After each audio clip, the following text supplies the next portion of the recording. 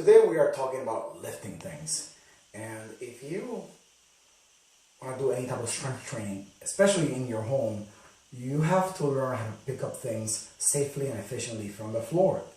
And that movement is most of the time called a deadlift. There's many different types.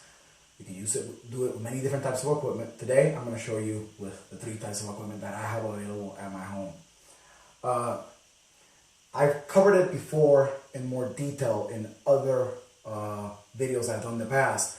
But if you want to be able to deadlift, there's certain prerequisite movements, like a glute bridge and a kneeling hip hinge that I want you guys to get really good at.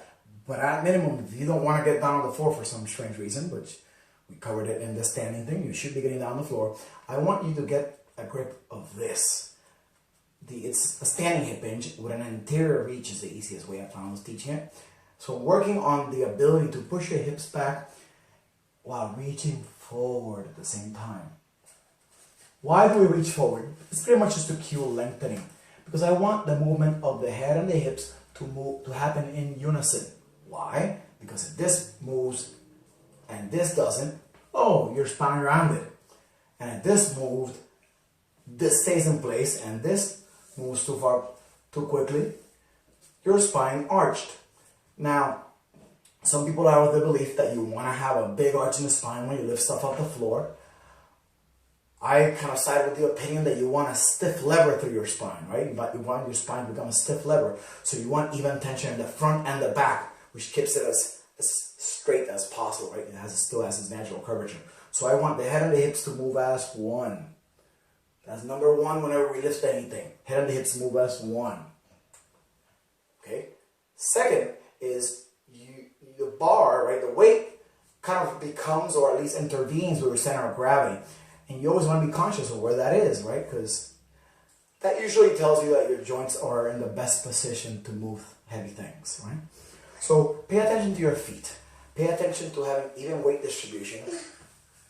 I'm sorry if don't like looking at feet. Between this area of your foot, right behind the big toe, this area right behind your pinky toe, and your heel. Some people say the big toe and the back of and the outside of the heel. Whatever. The point is there's even weight distribution from left to right and from front to back, which keeps the arch nice and up. And if you can splay those toes, it helps too. So focus on those 2 things. Let's keep it real simple. Head and heel head and butt move together, and the feet stay evenly balanced in, out, front, back. Okay? So now, how do we pick heavy things up? Well, the closest that heavy thing is to that center of the foot, the better, right? So if I'm picking up a kettlebell, I want to straddle the thing, right? I want to spread those toes, root my feet, and set my hips back till I can pick it up. See, nice long spine, drive my hips forward. Now my arms are kind of being passive, but not, right? I'm not pulling, but I am locking myself into place.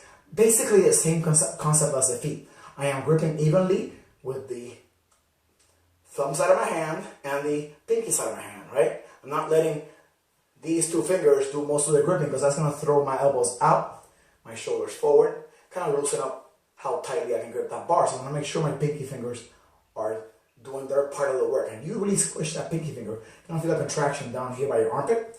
That's kind of what we're looking for. So squish the pinky fingers. Make sure they're nice and straight. You can look forward or down as long as you're not rounding or arching as you look forward. Arching more than you are currently. And drive the hips forward. Now, notice that my knees aren't traveling forward much. I am just bending them just enough to be able to get in that position. There's nothing wrong with a bit more of a squatty deadlift. So as you go down, as long as you see I'm staying straight, my knees travel farther forward, boom, I can do that, right? Some people with longer spines and shorter in comparison, because I'm short, but I have a really short spine, rather long femurs for my size, rather long arms, need to lean over a lot less, and they need to bend the knees a lot more, because that allows them to stay less over the bar, right? Do not get too far over the bar, not let that bar get too far away from their body. With me though, I don't need to bend my knees a lot to keep the bar close because my torso is so short, right? So if you have a longer torso, shorter femurs, you might need more knee bend and more squatty deadlift always, right? I can do a squatty deadlift with kettlebells though, because it's in between my legs. I can also do a squatty deadlift with 2 kettlebells, right?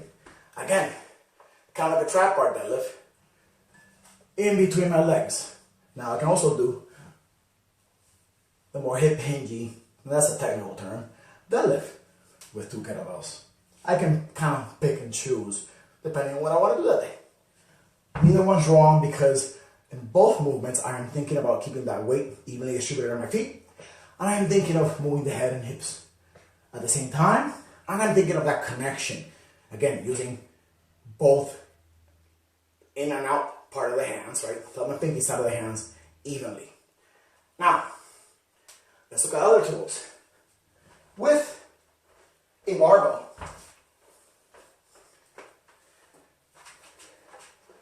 and yes, you do not need fancy equipment. This is a standard, 1-inch bar, kind of the kind you get at Walmart, with standard 1-inch 50-pound plates. And it might be a bit low for me to pick up correctly. And that's important. Those kettlebells the handle was higher, and I could pick it up with that nice neutral spine, no problem, right? But look, my hands still have a few inches to go here. And if I bend my knees more to get there, I'm pushing the bar forward.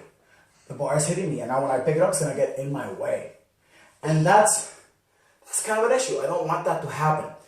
That's one of the reasons when you're deadlifting a bar, you really wanna do mostly a hip hinge deadlift, not let those knees travel too far forward. Again, some people will still bend the knees more than me because they have a shorter torso and they need to do a squat here. But if I do a squat here, my shins hit that bar right away.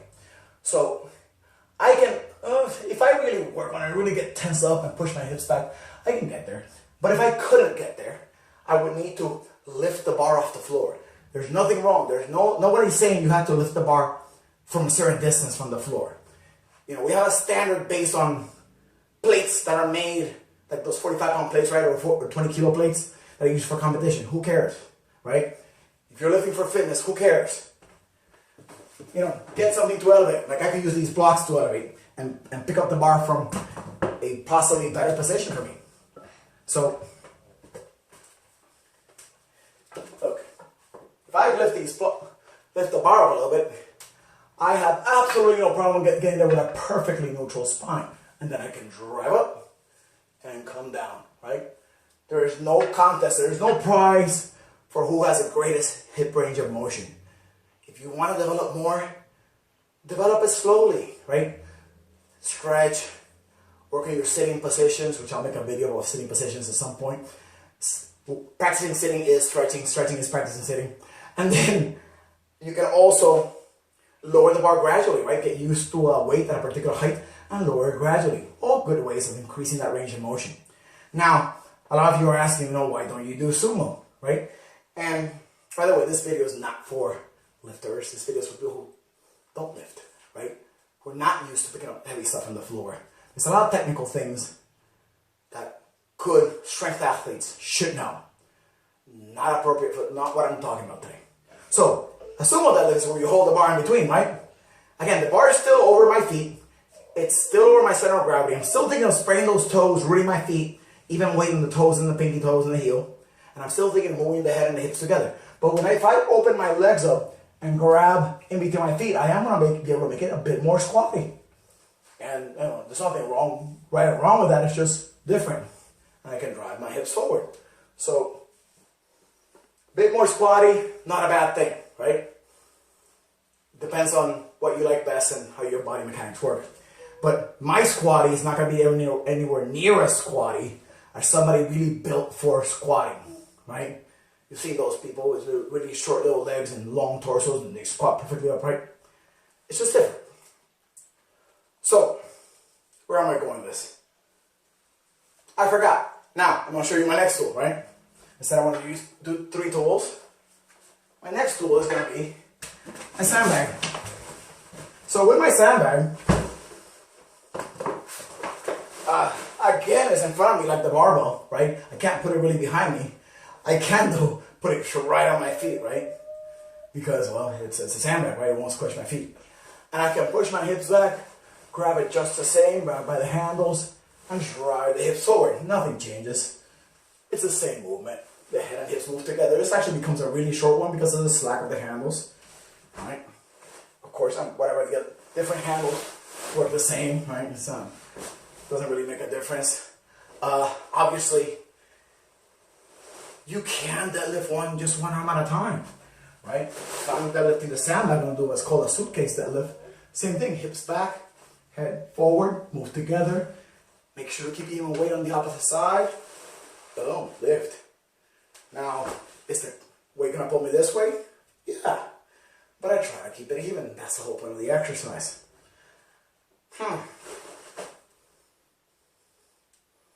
Maybe I'm missing something. Ask me questions. It's kind of the point of this. Just trying to teach online, through videos, social media. I don't really know what I'm doing. So, help me out. Ask me questions if there's any. Thank you. Have a nice day.